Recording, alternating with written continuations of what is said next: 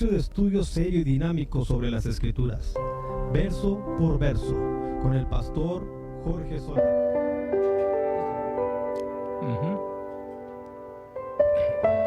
Estimados hermanos y amigos de la familia Radio Vida, hermanos de la Iglesia Apostólica, hermanos de la Segunda, bienvenidos al de Cristo. Qué bueno que nos acompañen este día. Vamos sobre el programa número 35, vamos a abarcar poco más de 2 capítulos, lo que es Éxodo capítulo 5, verso y el capítulo 6 y parte del 7, para hablar sobre este preámbulo de lo que está por venir en el proceso de la liberación de Israel de Egipto, con las plagas, ¿verdad? Con las pruebas, con esas que tan famosas, las 10 plagas que llegaron sobre Egipto. Pero ¿qué pasó antes? Bueno, dice Éxodo capítulo 5, verso 1.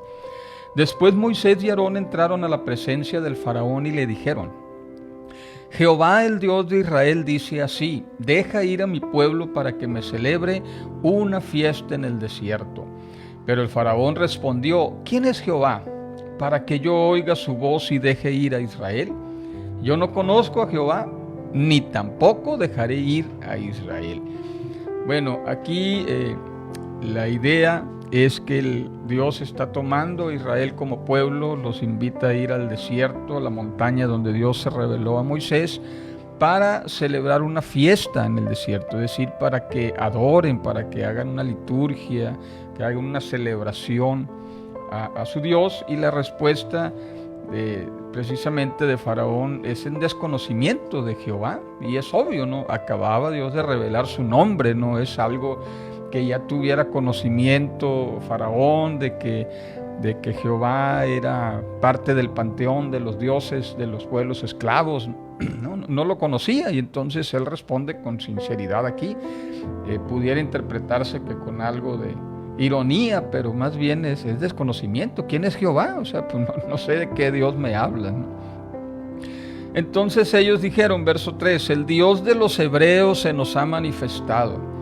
Iremos pues ahora 3 días de camino por el desierto y ofreceremos sacrificios a Jehová nuestro Dios, para que no venga sobre nosotros con peste o con espada. Entonces el rey de Egipto le dijo: Moisés y Aarón, ¿por qué buscan apartar al pueblo de su trabajo? Vuelvan a sus tareas. Bueno, aquí ya tratan de explicarle a Faraón de quién se trataba. Es el Dios de los hebreos. Él es el que se ha manifestado, se ha revelado, nos ha declarado su nombre. Y el objetivo obviamente es de una manera pacífica dejarlos partir en aras de que celebren el culto a su Dios. Y por otro lado habla de que una peste o una espada que les puede venir, ya que la idea del castigo de parte de los dioses era muy común en el pensamiento de los pueblos de la época. Y pues ellos en esos términos se manifestaron: si no hacemos lo que Dios nos ordena, pues nos puede castigar a nosotros, ¿no? Y la respuesta de Faraón es: bueno, vuelvan a sus tareas, dejen de estar distrayendo. Y en el caso de los esclavos hebreos, como los demás pueblos que estaban en la misma condición, pues significaban mano de obra casi gratuita para Faraón. Dejarlos ir significa un retraso en los proyectos de construcción de las ciudades que estaban construyendo, y también la pérdida de dinero, pero sobre todo la reputación de Faraón. ¿Cómo va a dejar ir a un pueblo que ha sometido a la esclavitud? ¿No? Eso no lo hacían los pueblos antiguos. El verso 5 sigue diciendo: dijo también el Faraón: ahora que el pueblo de la tierra es numeroso, ustedes quieren apartarlo de sus tareas. Y aquel mismo día el faraón dio esta orden a los cuadrilleros encargados de las labores del pueblo y a sus capataces: de aquí en adelante no daréis paja al pueblo para hacer ladrillo, como hasta ahora, que vayan ellos y recojan por sí mismos la paja. Les impondrán la misma tarea de ladrillo que hacían antes, y no les disminuirá nada, pues están ociosos. Por eso claman diciendo: vamos y ofrezcamos sacrificios a nuestro Dios. Que se les aumente el trabajo para que estén ocupados y no atiendan a palabras mentirosas. Los cuadrilleros y sus capataces salieron y dijeron al pueblo: así ha dicho Faraón, ya no les daré paja. vayan ustedes y recojan la paja donde la hallen, pero nada se disminuirá de su tarea. Entonces el pueblo se esparció por toda la tierra de Egipto para recoger rastrojo en lugar de paja. Bueno, aquí del verso 5 al verso 12 habla de esta determinación de Faraón para aplacar esa inquietud de dejarlos ir para adorar a Jehová. Y tenían que hacer la misma cantidad diaria, la misma cuota de ladrillos, pero sin que se les proporcionara la materia prima, es decir, el ladrillo que era de los adobes, pues eran de barro con paja cortada para que tenga fuerza, tenga cuerpo el ladrillo. Y entonces, y aquí menciona que empezaron a recoger rastrojos. El rastrojo es la hierba seca que está en las calles, que está en el campo, para usarla en vez de paja. Obviamente no iban a tener tiempo de cosechar algún tipo de heno, de zacate, como lo decimos en nuestra tierra, y cortarlo y prepararlo. Entonces se agarraban lo que podían, ¿no? El verso 13 dice: los cuadrilleros los apremiaban diciendo: acaben su obra, la tarea de cada día en su día, como cuando se les daba paja. Y azotaban a los capataces de los hijos de Israel, que los cuadrilleros del faraón habían puesto sobre ellos, y les decían: ¿por qué no han cumplido ni ayer ni hoy su tarea de ladrillo como antes? Bueno, obviamente se retrasaron en las cuotas que les imponían de ladrillo diario, porque tenían que dedicar gran parte del tiempo en recoger los rastrojos.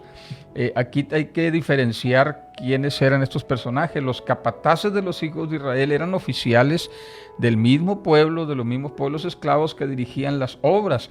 Y a ellos es a los que empezaron a castigar cuando no cumplieron la tarea. Es decir, no castigaron la mano de obra, los esclavos, castigaron a los capataces que los cuadrilleros del faraón le habían puesto. Entonces el verso 15, los capataces de los hijos de Israel fueron a quejarse ante el faraón y le dijeron: ¿por qué tratas así a tus siervos? No se le da paja a tus siervos y con todo nos dicen: hagan ladrillo. Además tus siervos son azotados y tu pueblo es el culpable, ¿no? Él respondió, o sea, Faraón: están ociosos, sí, ociosos. Por eso dicen: vamos y ofrezcamos sacrificios a Jehová. Vayan ahora y trabajen, no se les dará paja, y van a entregar la misma tarea de ladrillo. Y esta situación recrudece la situación de esclavitud, del trabajo, y empiezan las quejas del pueblo. Primero se quejaron los capataces, porque a ellos los castigaron, los azotaron. Luego empezaron a quejarse el pueblo. Dice: los capataces de los hijos de Israel se sintieron afligidos cuando les dijeron: no se disminuirá nada nuestro ladrillo de la tarea de cada día. Cuando salían de la presencia de Faraón, se encontraron con Moisés y Aarón, que los estaban esperando, y les dijeron: que Jehová los examine y los juzgue, pues nos han hecho odiosos ante el Faraón y sus siervos, y les han puesto la espada en la mano para que nos maten. Aquí la frustración primero de los capataces sobre Moisés y Aarón, pues trae una dura reprensión, ¿no? Eso es lo que produce el desánimo, la frustración.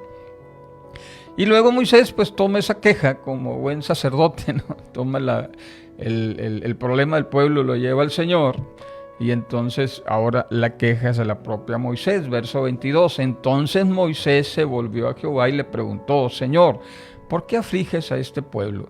¿Para qué me enviaste? Porque desde que yo fui al Faraón para hablarle en tu nombre, ha afligido a este pueblo, y tú no has librado a tu pueblo.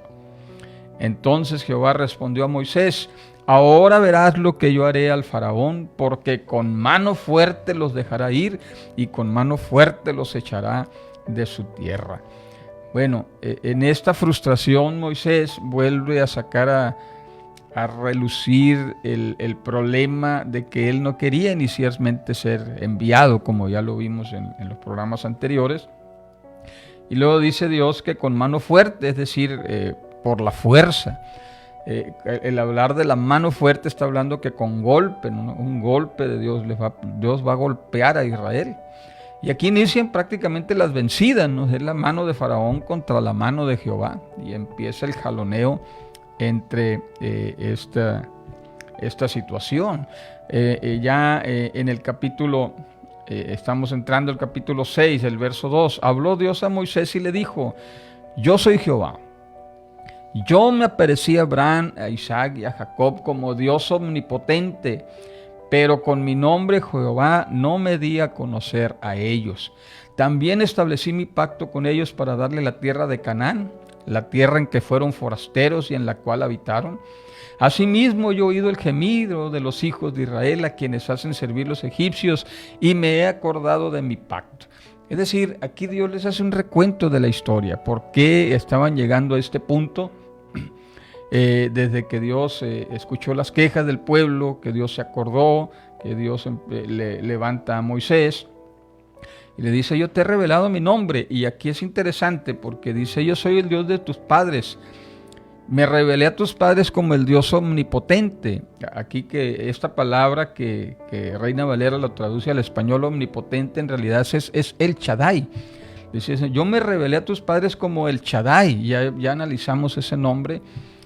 Significa el Dios de la montaña, el proveedor, el Dios que amamanta. Y no me di a conocer a ellos, me di a conocer a ti. Es decir, a ellos, a tus padres no les revelé mi nombre. Ellos me llamaban el Shaddai, porque yo era su protector, su proveedor. Pero ahora yo te estoy dando a conocer a ti mi nombre.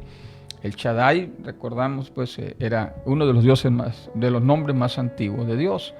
Y al respecto del nombre de Dios Jehová, ¿verdad? El tetragramaton, ya hablamos un poco de ello. Y pues bueno, al respecto también les recomiendo que visiten mi canal de YouTube, y hay un programa, una media hora, que dedico exclusivamente para hablar de esta revelación del nombre de Dios. Luego les dice: hice un pacto que voy a cumplir, he oído el clamor y voy a intervenir en esto. Es decir, le está diciendo: Moisés, no te eches para atrás, yo estoy contigo, yo te llamé, yo soy Jehová, yo te he revelado mi nombre. Y luego le dice el verso 6: por tanto dirás a los hijos de Israel. Ahora, a los que se estaban quejando pues con Moisés, diles así: yo soy Jehová, yo los sacaré de debajo de las tareas pesadas de Egipto, yo los libraré de su servidumbre. Yo los redimiré con brazo extendido y con gran justicia. Yo los tomaré como mi pueblo y seré su Dios. Así sabrán que yo soy Jehová su Dios, que los sacó de debajo de las pasadas tareas de Egipto. Yo los meteré en la tierra por la cual alcé mi mano, jurando que la daría a Abraham, a Isaac y a Jacob. Yo les daré por heredad. Yo soy Jehová. Aquí es muy interesante porque envía ahora a Moisés con el pueblo de nuevo para decirles todas las acciones que Dios va a realizar con ellos. Él está diciendo, ratificando con todas estas acciones: yo les doy mi palabra, esto va a suceder, tengan paciencia, los voy a sacar, es lo primero que dice. Y literalmente la palabra desde el hebreo es: los voy a arrancar de esta tierra. Los libraré, dice. Es decir, los voy a sacar, los voy a arrebatar a libertad. Los redimiré, que esa es una palabra que literalmente significa: yo los compraré. Yo voy a pagar el precio de su rescate, me van a pertenecer a mí. Los tomaré como mi pueblo para mí, ¿verdad? Y luego dice: los meteré. Esa da más la idea de: los voy a introducir, los voy a llevar de la mano a la tierra que juré a sus padres que le daría, la tierra de Canaán. Y ahora Moisés se presenta con este mensaje esperanzador al pueblo, ¿no? O sea, todo esto es el paquete de salvación que Dios quiere hacer con nosotros. Y el verso 9 dice: de esta manera habló Moisés a los hijos de Israel, pero ellos no escuchaban a Moisés debido al desaliento que los embargaba a causa de la dura servidumbre. Las fuertes cargas que les habían impuesto cerraban los oídos. Cerraban los oídos, y eso es muy interesante, ¿verdad? Que cuando una persona está en esa condición de desaliento, no escucha la voz de Dios. El desaliento cierra los oídos y entonces esto agrava la situación. Entonces Moisés va otra vez con el Señor y al verso 10 le dice Jehová a Moisés: entra y dile al faraón, rey de Egipto, que deje ir de su tierra a los hijos de Israel. Moisés respondió a Jehová: los hijos de Israel no me escuchan. ¿Cómo me va a escuchar el faraón a mí, que soy torpe de labios? Otra vez, siempre sacando a relucir su debilidad, su excusa. Pero entonces habló Moisés y Aarón y les dio órdenes para los hijos de Israel, les dio órdenes para el faraón, rey de Egipto, a fin de que sacaran a los hijos de Israel de la tierra de Egipto. Bueno, y aquí por alguna razón que todavía se discute entre los académicos, ¿por qué a partir del verso 14 se incrusta algo que nos saca de esta historia, ¿verdad? Como dándonos un respiro, un suspiro de esta congoja, de la desesperación que tenía Israel, y se incrusta una genealogía a partir del verso 14, y no la voy a leer del todo, pero sí empieza diciendo: estos son los jefes de las casas paternas, los hijos de Rubén, el primogénito de Israel. Ya menciona Hanoc, Falú, Esrón y Carmi. Estas son las familias de Rubén. Luego sigue enumerando los hijos de Simeón, tal y tal y tal, los hijos de Leví. Y entonces la idea aquí, como que este pasaje no estaba incluido originalmente, y después se puso ahí a propósito, como precisamente dar un respiro literario, ¿no?, al lector que está viendo o leyendo esta historia. Y entonces introduce la genealogía. El verso 23 termina resumiendo esta genealogía. Estos son aquel Aarón y aquel Moisés, a los cuales Jehová dijo: saquen a los hijos de Israel de la tierra de Egipto por grupos. Y como que esta es la razón que justifica el texto, porque empieza a hablar, los grupos vendrían siendo las tribus, ¿no?, y los padres, los jefes de los clanes, los jefes de la familia, y como que justifica un poco ahí. Estos, dice, son los que fueron y hablaron con Faraón. Y Moisés termina este pasaje ahí medio misterioso de la genealogía de Moisés y Aarón con el verso 30, diciendo otra vez: Moisés respondió ante Jehová: yo soy torpe de labios, ¿cómo pues me ha de oír Faraón? Y en estos dos capítulos ya encontramos 3 veces a Moisés quejándose y exponiendo su debilidad o su supuesta debilidad, ¿no? Ya esto brinca al capítulo 7 de... Otra vez Dios hablando con Moisés, nuevamente le dice: mira, Moisés, yo te he constituido Dios para el faraón, y tu hermano Aarón será tu profeta. Tú dirás todas las cosas que yo te mande, y Aarón tu hermano hablará al faraón para que deje ir de su tierra a los hijos de Israel. Pero yo endureceré el corazón del faraón y multiplicaré en la tierra de Egipto mis señales y maravillas. Esta frase que se introduce en el inicio del capítulo 7 del libro del Éxodo, yo te he constituido Dios para el faraón, ha significado pues un problema para la interpretación de este pasaje en nuestro idioma. Estuve buscando en varias versiones, porque bueno, la palabra aquí que se utiliza es Elohim. Es la misma palabra que se utiliza en Génesis 1:1, Bereshit bara Elohim, en el principio creó Dios. Entonces Elohim es una de las palabras para hablar de Dios. Pero también en otras partes de la escritura Elohim puede significar algún ser divino. Puede significar un ángel, un arcángel, un querubín, un serafín. Esos son Elohims también. Pero también puede referirse a jueces humanos. Hay en las porciones de la escritura. Y bueno, hay unas traducciones que me llamaron la atención. Una interpretación muy moderada sería la traducción en lenguaje actual, que lo traduce: y tú serás mi representante. Entonces aquí está poniendo el enfoque de Elohim como un juez, como alguien que está representando a alguien superior. La Nueva Versión Internacional lo traduce: serás como un Dios. ¿Ya? Entonces ya como que denota, pues tratando de bajarle un poquito la nota a leer el texto así crudo, ¿no? Yo te he constituido Dios para el faraón. La Dios habla hoy dice: en mi lugar, y esto me pareció interesante, esta traducción: yo te he puesto en mi lugar para que vayas a Faraón. es como un vocero, ¿no? Aquí vendría siendo como un malaj, como un mensajero, como un ángel. Y luego me encontré también la New English Translation of the Torah. Bueno, no sé mucho inglés, pero es la nueva traducción al inglés de la Torah, o sea, del Antiguo Testamento. Y dice, te coloco en el papel de Dios. Y eso también me llamó mucho la atención, porque bueno, está diciendo esta traducción que Reina Valera dice, yo te he constituido Dios, la traduce ahora, yo te coloco en el papel de Dios, es decir, jugando ya no el rol del mensajero, no el del juez, sino el papel de Dios, pero diciendo, no eres Dios, pero vas a ser la de Dios, vas a jugar mi papel ante Faraón. Y bueno, esto ya lo habíamos visto en Éxodo 4:16, programas anteriores, cuando Dios le dice a Moisés que él sería un Dios para Aarón. Dice, Aarón hablará por ti al pueblo, será como tu boca, y tú ocuparás para él el lugar de Dios. Tú serás para él por Dios. Bueno, esto ya lo habíamos visto cómo se había resuelto en las traducciones. Pero bueno, ahí se las dejo para que tomen nota de ello y pues ustedes sabrán cómo mejor les parece traducido.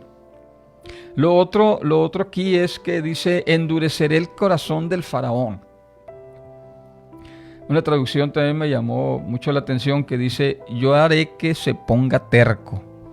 Endurecer el corazón es como aferrarse a algo, ¿no? Es sentir, ponerse en una posición de terquedad, de aunque va a haber muchas evidencias, va a haber muchos señales, Faraón va a seguir terco en su postura.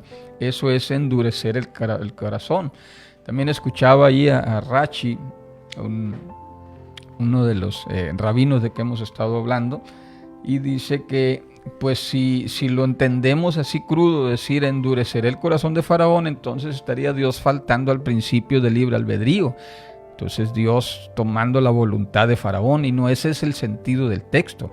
Más bien es con las acciones que voy a hacer, voy a conseguir que se aferre más Faraón, que se ponga terco, pero no es que Dios esté interviniendo en su albedrío, no está tomando ese papel, es lo que dice Rashi. Y bueno, eso también lo hemos visto en Éxodo 4:21, cuando Jehová le dijo, cuando hayas vuelto a Egipto, ya se lo había dicho a Moisés, ocúpate de hacer delante del faraón todas las maravillas que he puesto en tus manos, pues yo endureceré su corazón, de modo que no dejará ir al pueblo. Esto ya tenía un antecedente también. Entonces seguimos, Éxodo 7:4, el faraón no los oirá, pero yo pondré mi mano sobre Egipto y sacaré a mis ejércitos, a mi pueblo, los hijos de Israel, de la tierra de Egipto con grandes juicios. Y sabrán los egipcios que yo soy Jehová cuando extienda mi mano sobre Egipto y saque a los hijos de Israel de en medio de ellos. Bueno, ya decíamos que la frase pondré mi mano significa voy a golpear Egipto, voy a hacer que sufran, les va a doler lo que voy a hacer. Y esto también, sabrán los egipcios que yo soy Jehová, pues es en respuesta a la ingenuidad de Faraón o la ignorancia de Faraón, del desconocimiento de saber quién era el Dios de Israel, cuando en el capítulo 5 iniciamos este programa diciendo que Faraón le respondió, ¿quién es Jehová? Para que oiga su voz y deje ir a Israel, yo no lo conozco. Entonces el Señor le dice, pues me van a conocer, van a saber quién es Jehová. Entonces ya siguen las vencidas, pues sigue aquí el jaloneo previo a las señales. Y luego ya en el verso 6 inicia ya la primer señal. Moisés y Aarón dice, hicieron como Jehová les mandó, y así lo hicieron. Tenía Moisés 80 años de edad y Aarón 83 cuando hablaron al faraón. Ya mencionábamos las 3 etapas en la vida de Moisés: 40 años como príncipe de Egipto, 40 años como pastor de ovejas con Yitro o Jetro, su suegro, y los últimos 40 años pues en el proceso de liberación de Israel, acompañándolos en el desierto. Y entonces aquí concuerda con eso, porque Moisés tenía 80 años, estaba iniciando su tercer periodo, porque al final Moisés muere de 120 años de edad, de una manera ahí muy dramático esto, ¿no? 3 periodos de 40 años. Y ya mencionamos lo que significa el 40 también para los hebreos. Y habló Jehová a Moisés y a Aarón diciendo, el verso 9, si el faraón les responde, muestren un milagro, le dirás a Aarón, toma tu vara y échala delante del faraón para que se convierta en una culebra. Fueron pues Moisés y Aarón ante el faraón e hicieron como lo había mandado Jehová. Y echó Aarón su vara delante del faraón y de sus siervos y se convirtió en una culebra. Bueno, aquí también me detuve a estudiar la palabra culebra porque no es la que se traduce por Nahash, serpiente, que hablábamos en Éxodo, cuando está en Génesis, cuando está en la creación y que llega el Nahash, la serpiente astuta que engaña a Eva y Adán. Ahí es Nahash, pero aquí la palabra es tanín y lo traduce Reina Valera como una culebra. Esta palabra aparece 27 veces en el Antiguo Testamento, en el hebreo, en la Biblia hebrea, y en ocasiones se traduce como chacal, como culebra, como dragón, como serpiente marina. Y esto llama mi atención. Bueno, por ejemplo, en Génesis 1:21, donde dice, creó los grandes monstruos marinos, ahí aparece la palabra tanín, y está hablando de monstruo marino. En Nehemías 2:13 dice, aquella misma noche salí por la puerta del valle hacia la fuente del dragón y a la puerta del muladar. Era la reconstrucción de los muros de la ciudad y había una fuente que le llamaban la fuente del dragón, la fuente del tanín, la misma palabra que aquí se traduce culebra. El Salmo 91:13, este salmo tan conocido, dice hollarás al cachorro de león y al dragón. Y en realidad es el tanín, que aquí se traduce dragón. Jeremías 9:11 dice, reduciré a Jerusalén a un montón de ruinas, morada de chacales. La misma palabra tanín ahora significa chacal en la versión en español. Bueno, ¿a qué se está refiriendo? Aquí el rabino Rashi nos ilumina un poco porque dice que tanín se refiere a una criatura acuática, a un ser serpentino, es decir, en forma de serpiente, pero acuático, y Nahash es una criatura serpentina, pero terrestre. Esa es la diferenciación que hace. Lo cierto es que en realidad no sabemos con certeza qué especie fue. Cabe mencionar que tanín en el hebreo moderno significa cocodrilo. Mire usted, pues también es un ser serpentino, semiacuático, semiterrestre, como califica usted a un cocodrilo, pero cuando los hebreos modernos en el Estado de Israel dicen un tanín, están diciendo un cocodrilo. Entonces todas esas variantes, así es que lo más probable es que no fue en realidad una culebra, una serpiente como las que conocemos actualmente, sino era un ser diferente, ¿no? Pero ahí se lo dejamos que usted pueda especular un poco y pedir revelación al Señor, y ya que le revele, pues ya nos dice aquí para decirlo en el programa, ¿no? Que le reveló el Señor a usted, que es el tanín que se convirtió en culebra. Y terminamos diciendo el verso 11, entonces llamó también el faraón a los sabios y hechiceros, e hicieron también lo mismo. Los hechiceros de Egipto con sus encantamientos. Hicieron lo mismo, la misma señal, pero dice aquí que era un encantamiento, es decir, como que era, pero no era un truco de magia, ¿no? Entonces estaba leyendo sobre esto también y Rashi dice en un comentario medieval que algunos tipos de serpientes, los encantadores de serpientes, saben en qué parte de la cabeza presionar en la serpiente y se quedan estáticas. Entonces puede haber sido, dice Rashi, que a una serpiente la prepararon para eso y parecía una vara, ¿no? Y entonces ya cuando la estrellan en el suelo, pues reacciona la culebra y empieza a moverse, ¿no? Pero bueno, como haya sido, fue un encantamiento, si nos aclara la Escritura. Dice, pues cada uno echó su vara, las cuales se volvieron culebras, se volvieron tanines, pero la vara de Aarón devoró las varas de ellos. Bueno, aquí lo sobrenatural o lo que estaba aquí, la señal de Dios, la legítima señal es de que, bueno, tú hiciste como que hiciste, pero no hiciste, pero mira, la vara que yo hice, que sí con el poder la transformé en un tanín, se comió a las otras varas o serpientes o tanines o lo que hayan sido, ¿no? Pero termina diciendo el verso 13, sin embargo el corazón del faraón se endureció y no los escuchó como había dicho Jehová. Y hasta aquí es el preámbulo. Después de esto inicia la primer plaga que veremos en el próximo programa. Esperamos que lo hayan disfrutado el día de hoy y queremos saludar a todos los que nos escuchan a la señal al aire y los que nos escuchan ahí en el programa de Facebook. Le pedimos que lo compartan también. Y como comentario final, pues la aflicción cierra los oídos. No permitas, hermano, amigo, que estás pasando un duro problema, una dura situación, que esto se suceda. Abre tu oído, haz el esfuerzo, aún en medio de tu dolor y la desesperación y que no ves la puerta, que no te pase lo de los pueblos, de lo de Israel. Escucha la voz de liberación del Señor, porque esta promesa también es para todos los que quieran buscar al Señor y claman a Él. Yo te sacaré, yo te libraré, yo te redimiré, yo te tomaré y yo te introduciré en una nueva tierra. Que Dios les bendiga, Dios les guarde. Le agradezco a mi esposa que está conmigo. Nos estuvimos la semana pasada, andábamos en Oaxaca, y a Cristian también que en los controles. Dios les bendiga. Gracias.